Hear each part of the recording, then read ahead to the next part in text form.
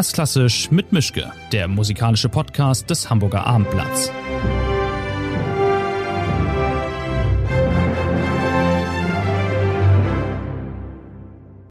Schönen guten Tag zu einer neuen Folge von Erstklassisch mit Mischke. Wir haben Frühjahr 2021. Ich bin mal nicht in meinem Arbeitszimmer, sondern in einem der Garderobenräume in der Elbphilharmonie tatsächlich mit einem Musiker im gleichen Raum, aber auf große Distanz und mit aller möglichen Sicherheit, die es braucht. Mein Gast heute ist ein Dirigent, der hier in Hamburg schon öfter war, der aber nicht aus Hamburg kommt, sondern relativ weit nordöstlich geboren wurde. Paavo Järvi, seit 2004 bei der Kammerphilharmonie in Bremen, jetzt hier beim NDR, um ein Konzert zu dirigieren, ansonsten auch Stammgast in diesem Konzertsaal und auch in der Leishalle. Wir haben relativ viel Zeit gebraucht, um diesen Termin zustande zu kriegen, deswegen bin ich sehr froh, dass das geklappt hat. So thanks very much, Paavo Järvi, for having me and thanks for taking the time. Thank you. Welcome.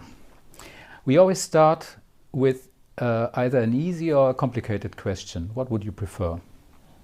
Let's go for the complicated one. The complicated, okay. What's the best advice your father ever gave you about conducting? Since I grew up with him and conducting was pretty much constant subject, it would take a long time to filter through which one was the best advice. But certainly the experiences from the very early childhood have always been around repertoire. Conducting itself was always secondary to what we were conducting. He was always enthusiastic and incredibly excited about different, often well-known but less well-known pieces. And so we were always talking about, there was a kind of a hero of the week in our house. And the hero could have been Glazunov at one way, and next day it was Franz Schmidt, or next week it might have been Hans Roth, you know. So I cannot really explain what the best advice is because he has so much advice over the years. But it was always the repertory that was in the center of discussions rather than actual conducting itself. And he never said, keep your hands off Schubert until you know what you're doing or something like that? No, I think this is a little bit sort of a Germanic approach, a little bit sort of let's wait until we are very mature in order to, approach Beethoven's Ninth Symphony, and I think it was quite opposite with my father. And I still think that he's right. Basically, you need to have respect, but you shouldn't be paralyzed by too much reverence. What I mean is, you will do the Beethoven Ninth or Schubert C major or whatever better at 40 when you've done it first time at 20. You may not do it great at 20, but the result at 40 will be better. Mm-hmm. Since you're coming from a musical family, your brother is a conductor, your father is a conductor, Christian Järvi is your brother. That's right. Neme Järvi is your father, your sister plays flute, you conduct. My father's brother was also a conductor. And there's a cellist around somewhere as well? There are many musicians, okay. Cousins and everything. And since you're all conducting more or less in your family, which one of you has the smallest ego? Because conductors tend to grow some sort of ego sooner or later. I think one needs to clarify what ego means, because I think ego is absolutely necessary if we're talking about a kind of an arrogant posture. Then I don't think any of us have that. But a certain sense of confidence, I suppose, is absolutely crucial in order to be able to stand in front of 100 people and suggest your way of seeing the piece. So I don't think that any of us actually have any real ego in a negative sense. Mm-hmm. But I think that a healthy self-confidence, I think, it helps, and it of course grows with a little bit of experience. My old teacher, I had a fantastic teacher called Max Rudolph, and he was in Curtis, and he always said something really wise. He was 90 at the time when I met him. And one of the interesting things I remember, he said that in order to know how talented you are, you have to have a little bit of success. Mm-hmm. In a way, these kind of little gems can be very wise and can be very telling, because often people are judged by the sort of first steps that they're doing, but actually once they get a little bit into it and once they get more comfortable in their own skin, entirely new person and entirely new quality can arise. Mm. You know? Since you mentioned self-confidence, one of your teachers was Leonard Bernstein. I imagine that I would have been horrified during the first lesson standing in front of him and trying to get something out of an orchestra. I mean, I once saw him give lessons or teach a young conductor while he was at Schleswig-Holstein Music Festival. He had this academy, and I can still remember that there was a young guy trying to conduct a Sibelius symphony, and nothing went right. And he stood there nearly crying, sweating, terrible. And then Bernstein came on his mark and talked to him, had his cigarette in one hand and conducted with the other hand. Yep. And all of a sudden everything changed, everything worked, and the young conductor was just speechless. So, I mean, what was it like being a pupil of Bernstein? I was totally shaking. In fact, I was so nervous that I literally had difficult time, controlling my hands. But one of the things I must say, with all the great stories we know about the kind of larger-than-life personality that Bernstein certainly had, his way of dealing with people, and especially with us students, and I'm sure that there are different sides to different situations in his life, but he was incredibly encouraging.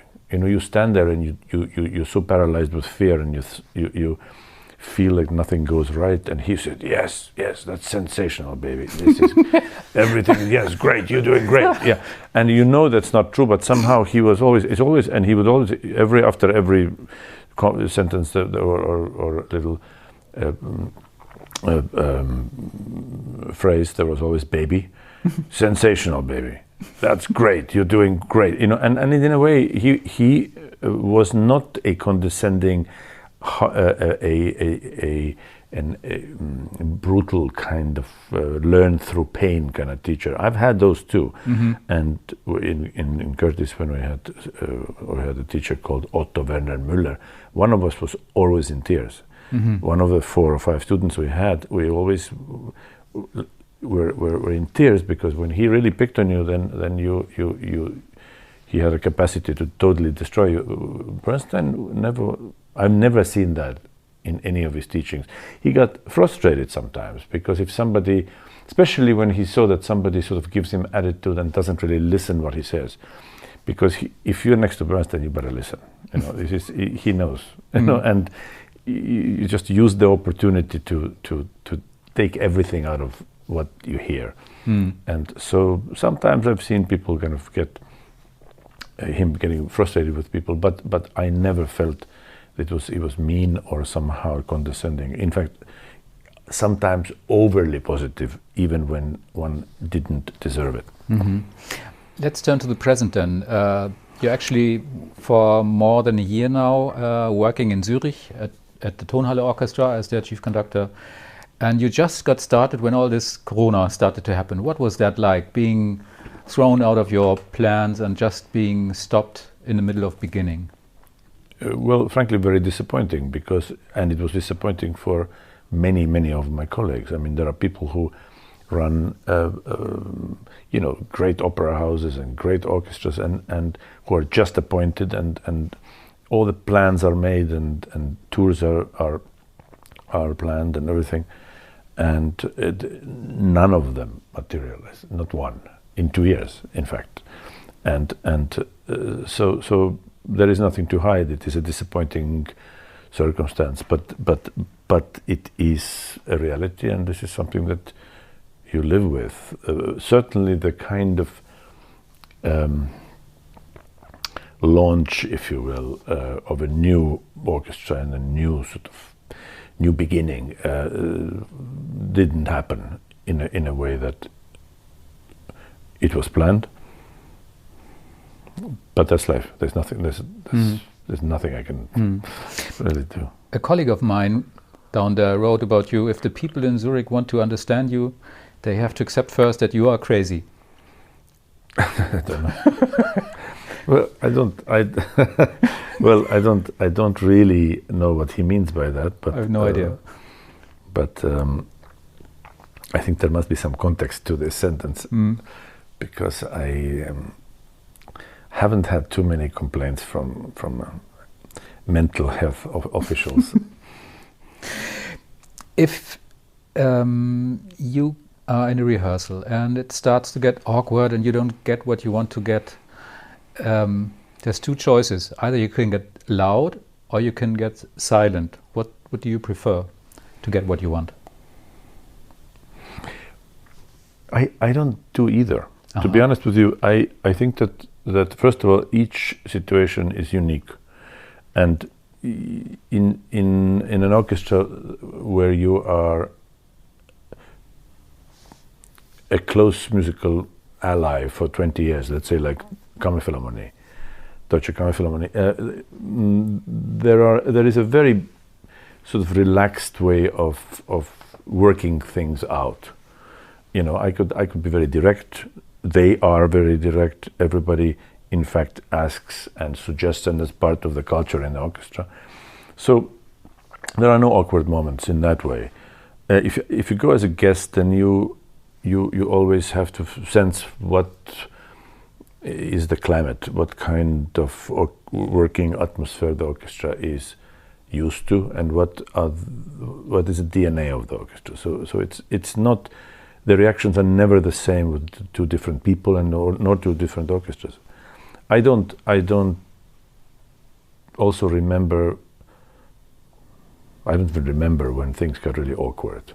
Maybe earlier on when you're younger and you really lack a certain amount of experience, and perhaps don't know how to navigate this quite a sophisticated machinery and sort of minefield called orchestra. But today I don't really see that anymore. I also must admit that I also conduct very good orchestras, and I conduct very good orchestras regularly. So it's not like I go and do a lot of new orchestras where I kind of have to go and start from the zero. You know, very many places where I go back already for years. You used to be a drummer. There's not too many drummers around that turned into conductors, which is quite strange somehow. I can only think of the first two that comes to mind is Simon Rattle, who used to play. Yes. But drummers are sort of a natural choice. My father was one.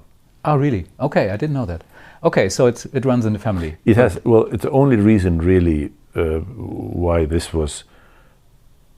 The direction is not because I really wanted to become a drummer necessarily, but because you get a chance to get into the orchestra earlier. Even in a bad orchestra, a school orchestra, some kind of an amateur orchestra, you know, you have to be a reasonably good violinist in order to be a substitute somewhere. But you know, in a small country, percussionists in opera houses, in small orchestras, wind bands, you name it. There's always a way of observing rehearsals being part of it. So that was why. Should an orchestra and a conductor be friends, or is it better to maintain a work relation? I think that on certain level, we are all friends. On certain level, on basic level, like in orchestras that I am conducting, there is a level of friendly sort of friendliness.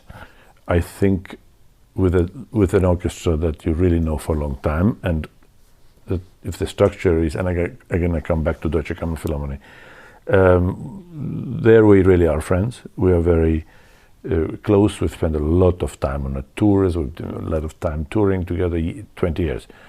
Very often what I notice, and I think in a way orchestras always have a kind of a self-preservation instinct, and I think that often it's the orchestra that looks and is careful in getting too close, because there is always this sort of a slightly apprehensive, intuitive feeling about conductor being on one side and orchestra on the other side. That if you're very close, then perhaps the bargaining positions are weaker. But I think that ultimately we are sort of either we are understanding each other on a basic, most important level, which is musical level, and that already is conducive to human relationship. Mm-hmm. You know, how many years did it take you to actually know what you're doing on a stage? I still don't sometimes. But you still stay there, even on evenings like that? Well, yeah. I mean, you know, to be totally honest with you, this is something that just very recently, and I'm literally talking about 3-4 years ago, I remember thinking like, I know how to conduct. I know this. I know how to do this. And then sometimes you take a piece and you feel like, do I really? Is it really right? You know, you don't. This idea that you kind of know now is, I think, a misunderstanding. I don't really know. And there is so much to know. That's the problem. There is a certain things you kind of know because you've had a lot of experience with it. But then there is another corner of music, another area which you don't know enough about, and you haven't had enough experience, and you haven't really had, you know, the one lifetime is not enough for everything you want to do in music. So you need to kind of choose, and I got very lucky in one aspect, many aspects I must say, but one aspect especially, and that is that when you work with Deutsche Kammerphilharmonie, you work with projects. It's not a subscription kind of an orchestra like a normal orchestra would be. It's a per project orchestra, and then for us especially, we had, we do a Beethoven project. So we played Beethoven symphonies up and down, I mean, for years. Cycles in Paris, and cycles in Japan, and cycles in Germany, and cycles in China, and you name it. So, and because of the specific nature of this orchestra, we always rehearse, full rehearsal period before, even though we have done it 50 times. And then before the concert, always an hour rehearsal. Doesn't matter how often we've done the piece. So a luxury of having that type of experience for years with Beethoven, Brahms, Schumann, and Schubert, for example. You know, this is something that very few people have. You know, because even if you often conduct Brahms, you still have, you know, a 1 week period, and then you have 2 concerts, and then if you're a music director, then you don't do the Brahms one again, because next year you do number 2, and then you do number 3, and then you do number 4. So one comes back again in 5th year.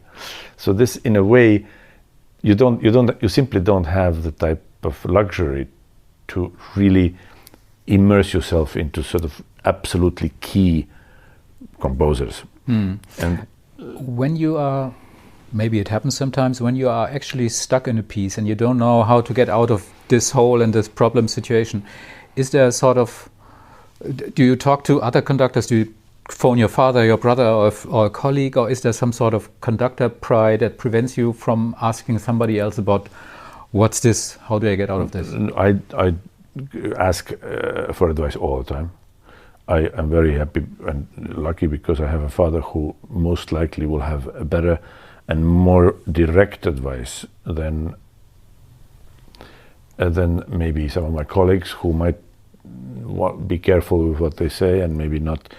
Who knows what their issues might be. So with my father, it's very, very open, very straight, and a very honest communication. I ask, and if I can't find the right answer, if I don't get what I'm looking for, then I try to listen to people talk about music. I listen to different performances. I look wherever I can to solve it for myself. But I don't. It's never a question of not asking a question because I'm too proud. No. Sooner or later, every conductor tells you that it's most important to keep away from routine, which is a good goal, but somehow you nevertheless end up doing a routine concert. How do you arrange yourself with that? Standing on stage and knowing and feeling this is just a mediocre evening and we've just done the first half and there's a second half as well and it won't get any better, it just takes longer time. Well, this is where a little bit of that first question that you asked about ego comes in. Because while I take that not all the concerts are going to be equally good, and God knows I've done enough bad concerts in my life, I don't ever go in thinking this is just a routine concert. I always try to make something out of it. I always try to not let myself kind of do an average concert. And, it may end up not being very interesting, but it's never sort of like, okay, it's just going to be just another concert. This is something that I very, very deliberately try to kind of avoid, And it can happen because if you go on a tour, you're jet lags.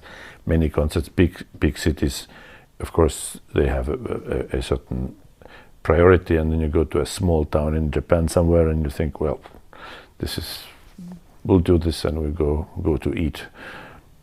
If when you go in a concert, I sort of that's where your pride comes in, and you said, look, no, I'm going to do a real concert.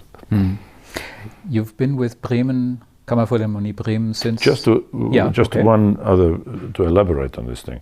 That is one of the reasons why I am not sort of longing to be permanently working in opera house, because that's where I find routine is almost unavoidable. And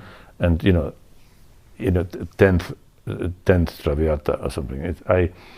This is one of the main reasons why I think doing kind of regular opera conducting can be pretty grey. Since you've been working with the Kammerphilharmonie Bremen since 2004, so it's 17 years now. That's more than unusual these days. It's longer. It's been just a chief conductor there. But way longer. But way longer. Over 20 years. To quote a Bee Gees song, how deep is your love? I mean, could you imagine ever being separated from Kammerphilharmonie Bremen again? No, I actually don't imagine that, and I think that the most pragmatic answer would be, the fair answer would be, is that as long as it works, as long as it basically works on a level that it needs to be there, which is the musical level, then I don't really see any reason for change. They might want to change, I might want to change in some way, but I don't see it. I think that the way it functions, it is very, very. It's just sort of part of my musical life. So I don't really see it. It's deep. During the last years or decades, it was sort of normal for you to, well, let's say you rehearsed in Paris on one morning, you flew to Hamburg or to London or to whatever, and had a concert in the evening or on the next day. This is sort of over now, and we both don't know whether it's ever going to come back. Do Do you think you will be able to slow yourself down that much permanently, or do you think it will all bounce back and the business will become normal, or will become like it's been before? Whether it's been normal or not, that's another question. At the moment, somehow I don't believe or feel yet that it truly can go back to normal the way it was.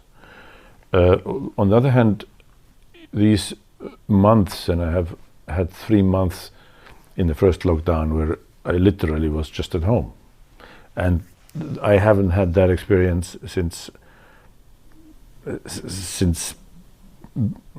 before leaving from Estonia to the United States. I mean, I don't even remember this kind of period, and I must say, while it was really hard for a lot of people, for me it was a very, very crucial and positive experience in a way that I realized that I'm just running around like crazy and following schedules, trying to fulfill the obligations that I have said yes to, and in a way that wasn't really, it was not really sustainable after a while. I felt it was too much. Everything was just too intense. There was too much repertoire, too much traveling, too many jet lags, and so on. So no, it certainly it has been a very good moment to re-evaluate a little bit of how it should be. Should it ever go back into a normal? I certainly wouldn't want to go back to the same kind of schedule as I had before. So what was it actually like being at home all the time? Patricia Kopachinskaya, the violin player, told me she drove her husband crazy because she wasn't really made for staying at home, and she had this huge performance turkey, this longing for getting on a stage and not knowing what she was living for. What was it for you, and how was it for you? Were you just okay mowing the lawn? Or what to be honest with you, I was actually a kind of sort of, in the beginning, was a wait and see type of, you're in disbelief that this is happening. Mm-hmm. And then slowly, as second week, third week was already approaching, you start finding your routine, and one of the things that I really love is the fact that I wake up in my own bed. I have my own, coffee maker. I'm at home. Being at home was just sometimes 2 days in a weekend where you can literally get new scores and new clothes and you go. So to me, actually, it felt incredibly somehow normal in a best sense of way, and I missed that. I realized that I have missed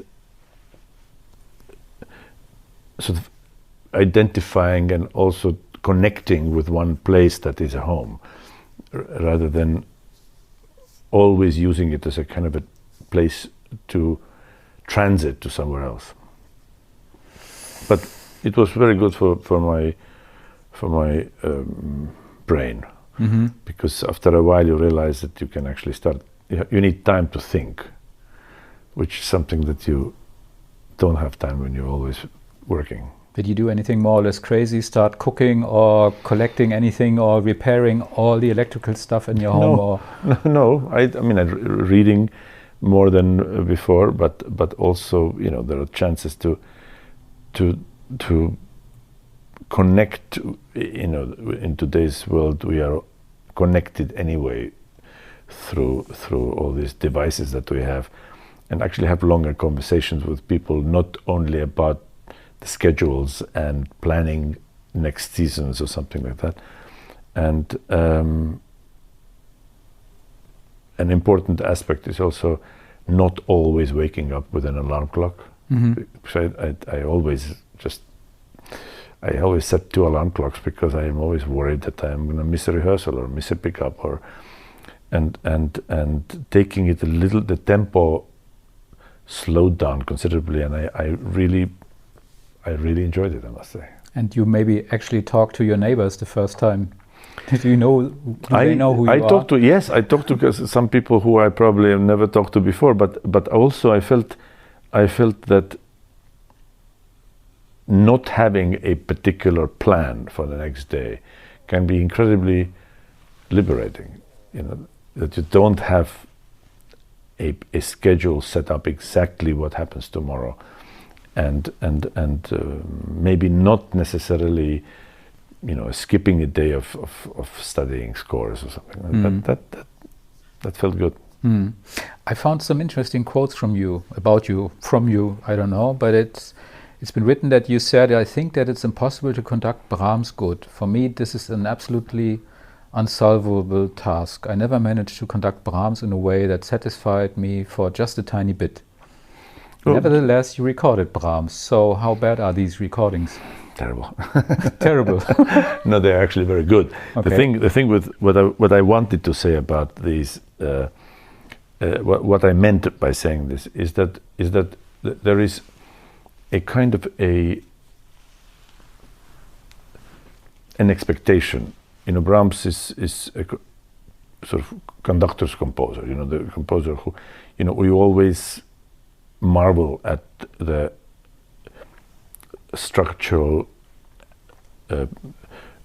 mastery and all of the building blocks, how they have all been so unbelievably worked out, and how everything connects and how everything is related, and all the things that we all know about Brahms.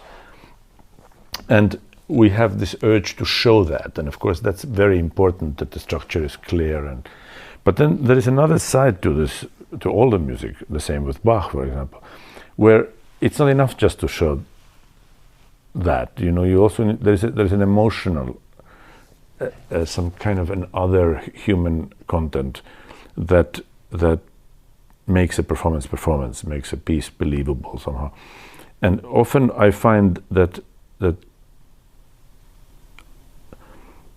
performances of Brahms symphonies can sound somehow routine, even in the hands of very experienced conductors, because there is a certain expectations of seriousness, a certain expectation of. Brahms also hides himself all the time. He doesn't really give you a lot of clues, and Schumann puts everything on the table, and it has a kind of an incredible, kind of almost neurotic sense of a range of emotions, expressions. Brahms is everything's poco forte, and everything is a little bit hidden, and to dare to kind of somehow. To be able to tell the story, you need to know what the story is, and we don't know anything about Brahms' real life and so on. And in general, it just can be quite academic, and then very perfect and somehow powerful. Powerful is fine, but you don't find the warmth, the inner world of Brahms, and I find that's what I mean by difficult. Mm-hmm. So even if that's a mean question, but on a scale from 0 to 10, where would you put your own recordings then? I don't. To be honest with you, I don't always know where to put my recordings, because we make them as intuitively as possible, and we try to make them as good as possible. But then when you make a recording, this thing is set in stone. But our brain develops, we see things differently. So to me, it is just a document of that moment. It's not really, there is no, anybody saying there is a definitive recording of something doesn't know what they're talking about. There is no definitive recording of anything, ever. There is a successful recording, something that could be very, a great achievement, yes.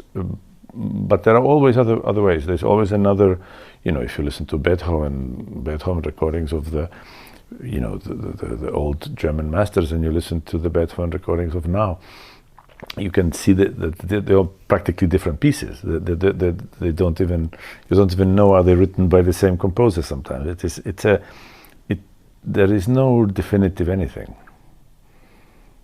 and it's not really important. It's not really a sport, you know. It's a point of view. A point of view needs to be clear. You don't need to agree with it. If you listen to really great conductors, you can always tell that they wanted to do it this way. This is their point of view. You don't need to agree. It might not be something that I would want to ever duplicate, or not duplicate, but agree with.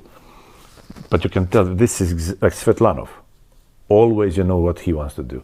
Some others don't. Some others just have a very beautiful sound, well recorded, but bland.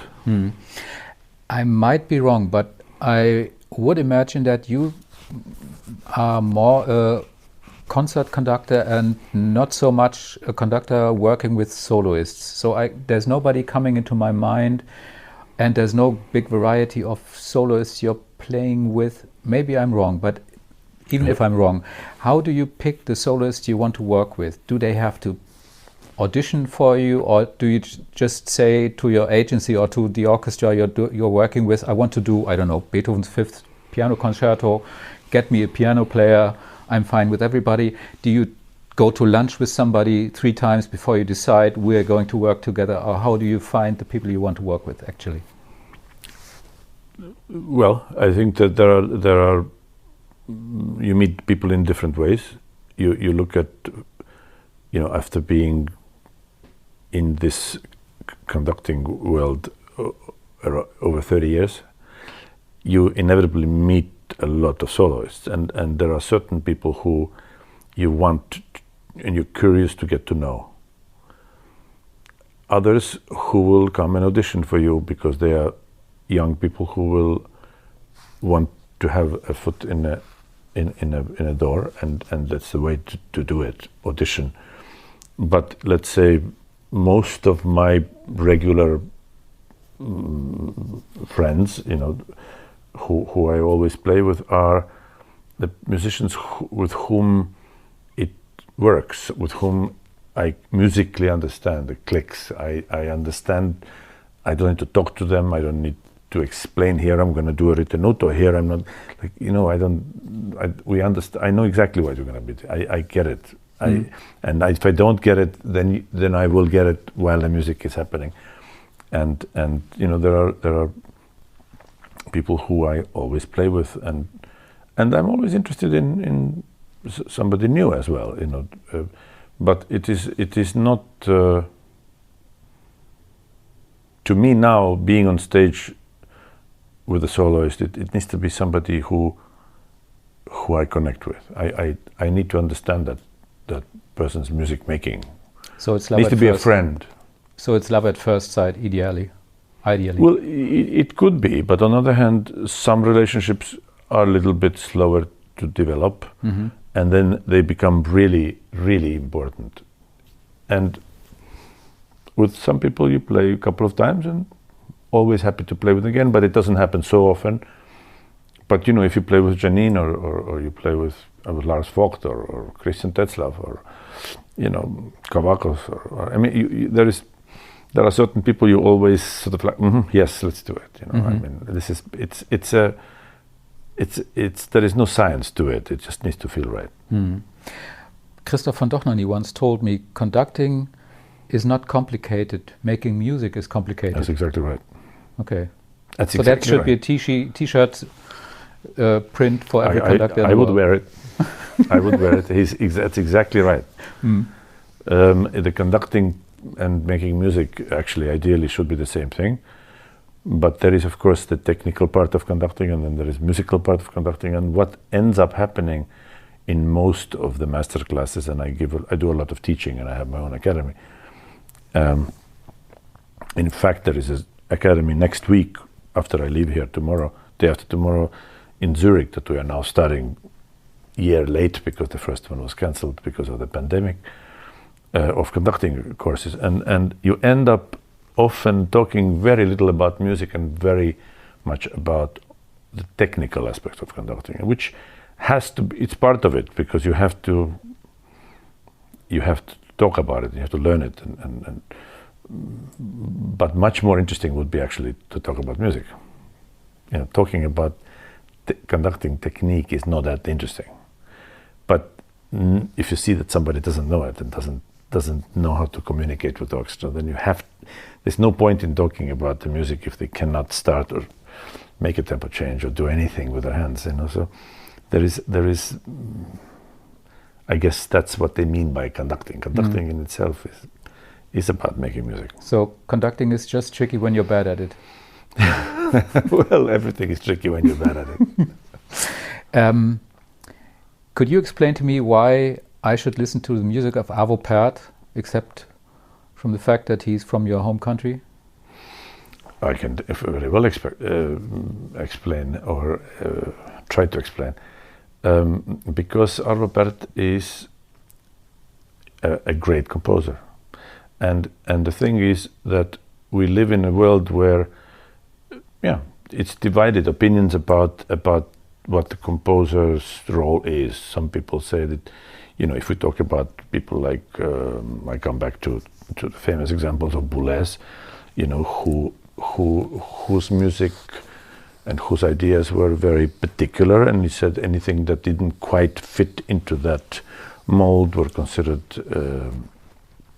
unimportant or uninteresting, and there was a whole school. And it's not unusual from the history already to have certain directions. And if you I know you do this probably, but if you read letters of composers having opinions about their own colleagues, very few letters can be more brutal. And then, imagine what Tchaikovsky writes about Brahms. It's literally just. This is so unforgiving and so brutal and so. Shostakovich and Stravinsky and you name it. So why Paavo Pärt? Coming to Paavo Pärt is very simple. Most of the composers that you'll hear, they don't have the language. They belong to a certain group where certain directions in language are accepted. Certain, either serial, or then you have other people who have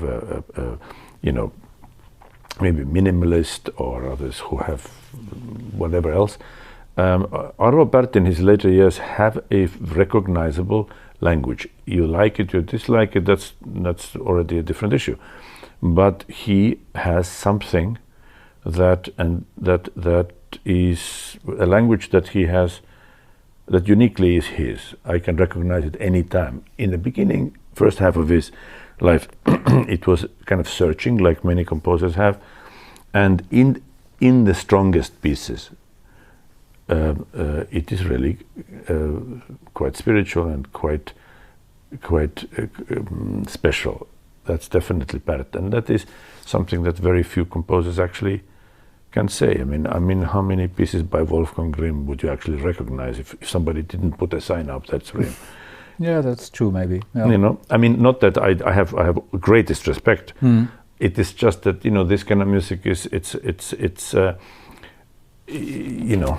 it is music that follows a certain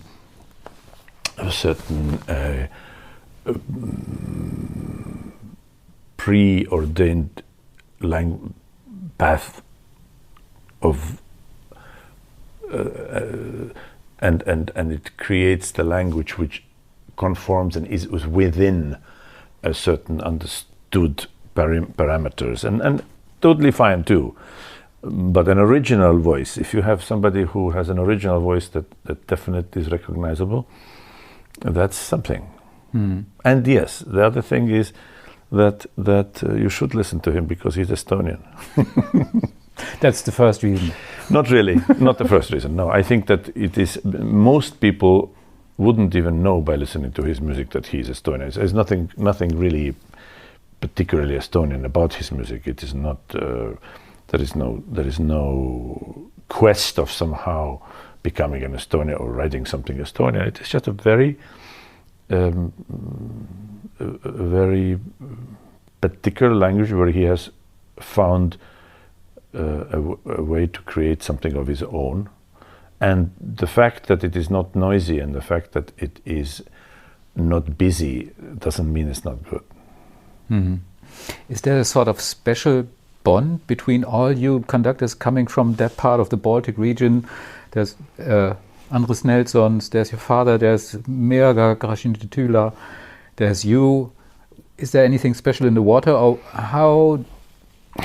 what's the reason for so many special and interesting conductors coming from up there? Because there's not that many people around over there where you live or where you come from. True. There are not too many people. I think that the first of all, I don't know the answer, but I can speculate, and I thought about it, and the possible one of the possible answers might be that in a country that is very small, and we have only 1.5 million people in Estonia, the role models are extremely important. If you talk about a huge country like, let's say, United States or Germany or France, they're also important, but there are so many options, there are so many grades, there are so many distractions. If you come from a 1.5 million people and one composer becomes world famous or world renowned, let's say, or if you come from a country, it's also a small country like Sweden. I mean, relatively speaking, it's a small country, and you have one great tennis player like Björn Borg, then every kid thinks that they can play tennis. Mm-hmm. If Björn Borg with a name like that could become a superstar, then every Björn thinks that they can become a superstar. And in a way, that is so important. That's why it's so important to have positive role models. And every boy in Finland and every girl in Finland knows that they can be great composers because of the Sibelius. Sibelius. And in a way, this is perhaps the strength of not having too many options, because not too many people from our country are world renowned. About maybe there is a couple of Olympic winners whose names nobody knows anymore, only maybe specifically the people of that sport, and maybe a motor rally person, and a few conductors and composers, and so in a way the musical life in Estonia is extremely active, and also the attitude from the political establishment is very positive, because that is in a way hard to miss in a country where it is so difficult to get noticed worldwide. There is one who did, and if that one happens to be composer of classical music, that puts a classical music into a different league. I've read somewhere that you met Shostakovich when you were young. I even have a picture with him. You have a picture with him. Okay, that's even better. What was it like meeting Shostakovich? Did he take you to a soccer game, No. or was he just a strange old man coming along talking to your father? Exactly right. That's exactly what it was. It was in Pärnu, in the Estonian city where I have the festival, and we spent all the summers there. We had a little summer house, actually just a little sauna at the river, and this Pärnu was a very famous place for sort of intelligentsia of Soviet Union. Most of the people, if they wanted to have, because you couldn't travel outside, so within Soviet Union people had certain areas where they spent vacations. Most people went to the Black Sea and Crimea and warm places. Estonia was sort of the closest to the Western world in its European culture, and the climate was cooler, so it was not unusual. David Oistrakh spent every summer there for 15 years. He would come to our house often. I would go rowing on the boat with him. But I was 7 years old, 8 years old, so it's not exactly like I met him. I was there, and I wanted to go somewhere else, and I was stay here. It's a very important person, and stay here. And I was, of course, not that interested, obviously, but But in retrospect, I think my father said the right thing. Okay, but he was just a strange old man coming along. He was he was already paralyzed from one side, and with very thick glasses. Looked exactly like Shostakovich, even in the picture, and very quiet. And it was just kind of a surreal thing if you start looking. Thank God for that little picture, because it actually existed. Otherwise, you think it's some sort of a dream. And I've also read that you collect recordings of Tchaikovsky's Pathetique Symphony. Is that bonkers or is it true? No, I don't collect. My father is a record collector, and we are all record collectors. We just have a lot of recordings, and we have from the early age on, we have had a lot of different recordings of Tchaikovsky 6, but also Mahler 4, and also, I mean, a lot of music. So we were always comparing how different conductors make transitions, how they do the beginning of the finale, how do they move, all the. But no, it's not like I have only obsession with the Tchaikovsky 6. No. Okay, so that's false. Is there a composer whose music you just can't stand? You'd never touch. You don't want to hear. You think life's too short for this. I don't want that. No, there are many composers whose music I'm not going to perform. It doesn't mean that I can't stand it. Not at all. There are some composers I don't feel that connected with. I wouldn't, I have a professional interest actually for all the music. I listen to a lot of new music, not because I'm ever going to do that, but because I need to know what it is. And then all of a sudden I said, this is very interesting. And this I might do. And so you are also, you have to know as a conductor what's out there. I must say that most likely who knows, I might change my mind, but at the moment I don't think that I will conduct a Janacek opera, for example. I don't think that it's uninteresting. Some of it is actually very interesting, but I don't think that this would be something I'll be conducting. I don't think that a lot of the kind of new music from the kind of Darmstadt leftovers, I don't think that would be something that I would be spending a lot of time with. But on the other hand, I never say never. I remember thinking of Kagel. I remember and thinking, why? and then I did a piece by him because I was asked to do it in an alte opera in Frankfurt. There was this composer. They had this composer weekends or something like that, and I looked through a lot of music and I thought I found a fantastic piece. And then I met him, and I thought it was very narrow-minded of me to kind of not look further and look into it. And so no, I will look at things. I just don't. I don't necessarily need to conduct everything, But I was very wrong about Kagel. I must say, he was really very good composer. Something completely different. I'm not quite sure, but I think you're still living in Florida, right? I live in London. In London now. But officially, my residence as an American citizen is in Florida. Okay, so being an American citizen and not being born in America, what was it like during the last year when you've been there? Maybe being in the home state of, or in the state where Donald Trump.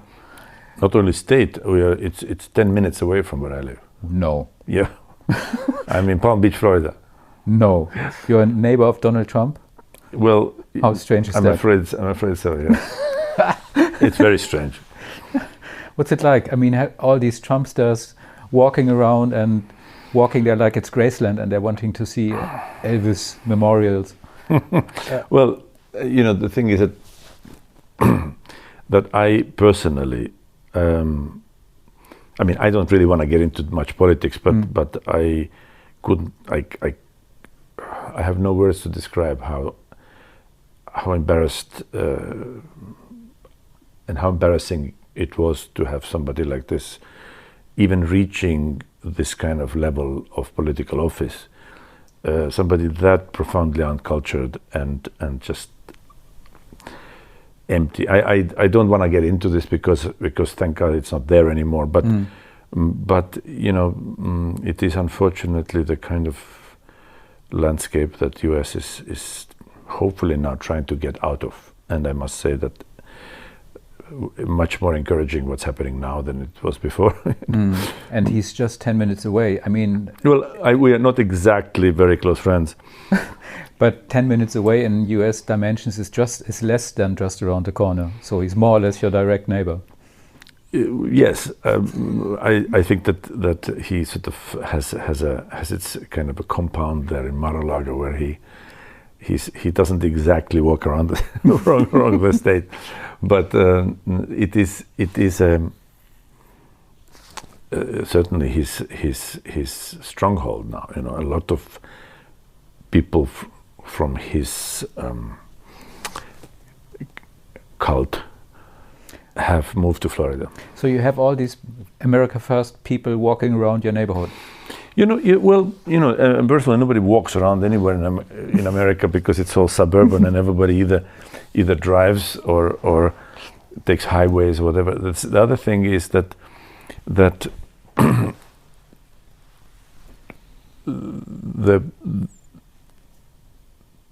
population can be quite polarized, and there are some people who profoundly dislike him, others who are very big supporters, and I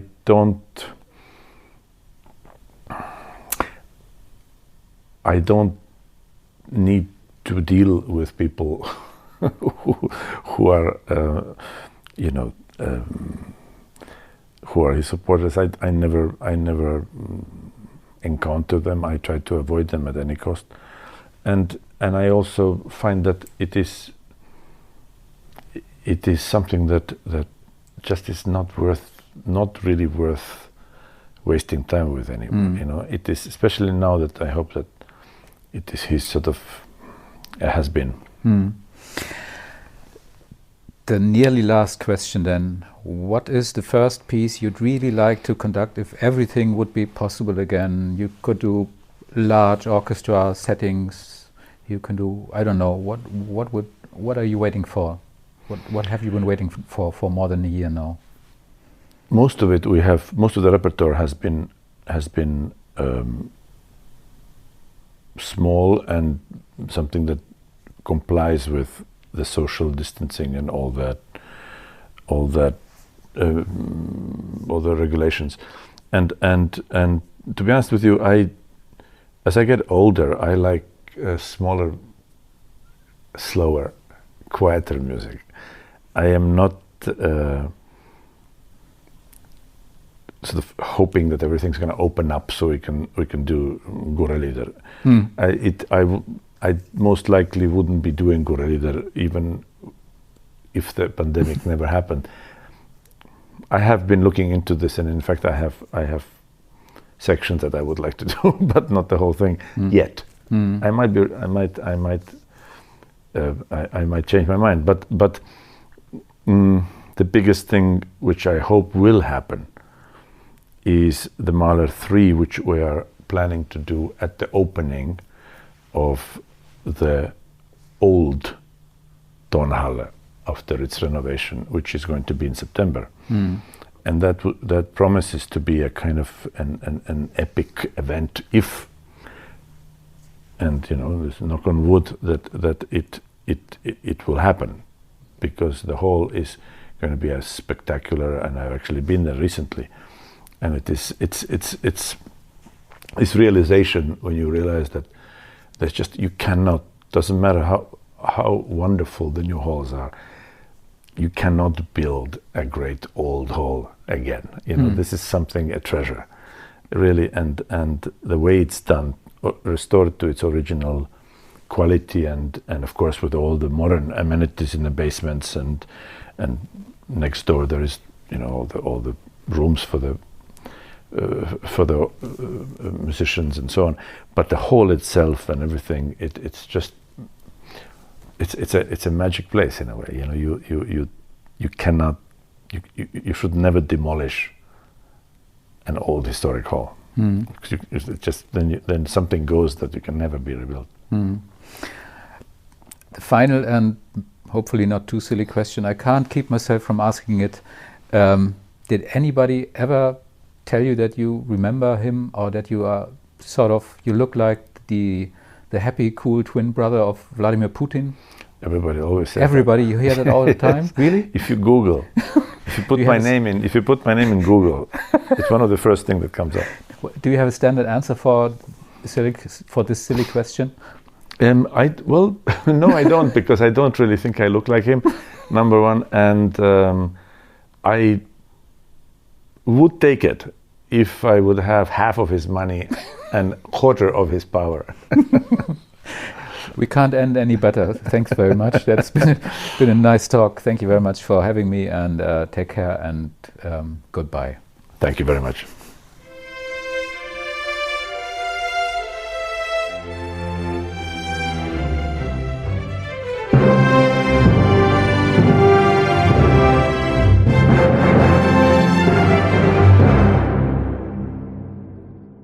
Weitere Podcasts vom Hamburger Abendblatt finden Sie auf abendblatt.de/podcast.